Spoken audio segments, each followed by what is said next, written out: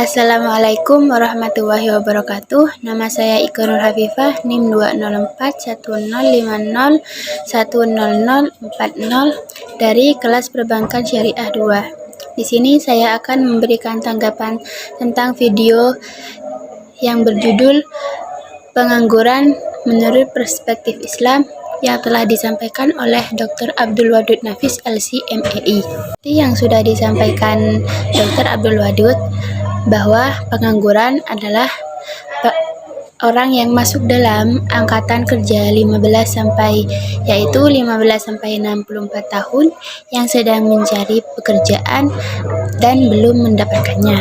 Perspektif Islam dapat dibagi menjadi dua, yaitu pengangguran jabariyah atau terpaksa, yaitu suatu pengangguran terjadi di mana seseorang tidak mempunyai hak sedikit pun memilih status menjadi pengangguran dan terpaksa menerima sebagai pengangguran.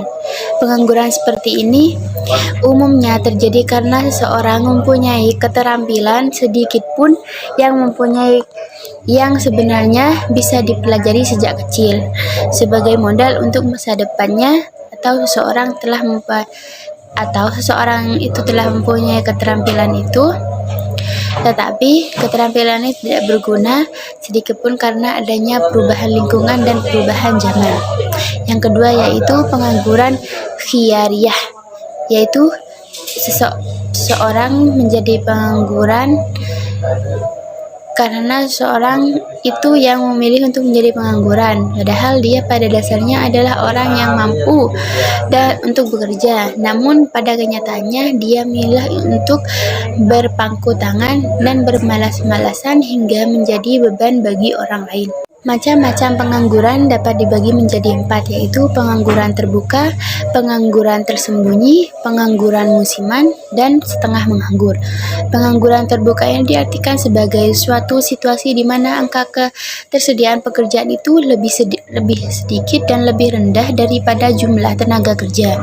Pengangguran tersembunyi yang kedua itu pengangguran tersembunyi merupakan kondisi di mana jumlah tenaga kerja lebih banyak dari yang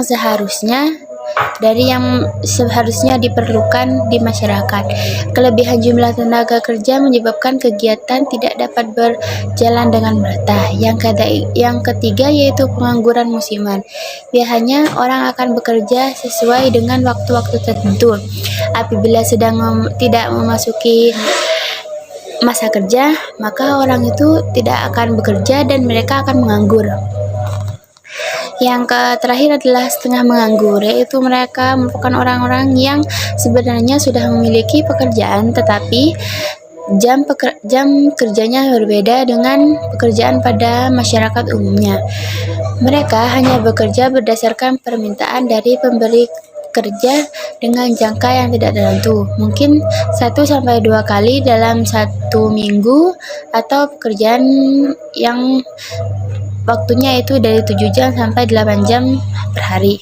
Jenis-jenis pengangguran dapat dibagi menjadi 4, yaitu pengangguran friksional, pengangguran siklikal, pengangguran struktural, dan pengangguran teknologi. Pengangguran friksional ini adalah keadaan di mana suatu wilayah tingkat penganggurannya mencapai 2 atau 3% dari total tenaga kerja. Pengangguran siklikal dalam dunia industri tidak selamanya terjadi karena tidak selamanya permintaan akan produksi selalu tinggi. Ada kalanya daya beli konsumen menurun dan menyebabkan produksi atas barang atau jasa juga ikut menurun. Harga-harga juga dapat ikut menurun karena sepinya peminat. Keadaan seperti ini mendorong perusahaan untuk melakukan efisiensi pekerjaan, sebab tidak mungkin untuk mempertahankan jumlah karyawan yang tidak sebanding dengan jumlah permintaan konsumen atas barang atau jasa. Pengangguran struktural merupakan kondisi di mana munculnya perubahan struktur dalam kegiatan perekonomian pada suatu masa. Hal ini terjadi ketika kemunduran ekonomi pada industri atau perusahaan yang disebabkan karena adanya tingginya persaingan usaha.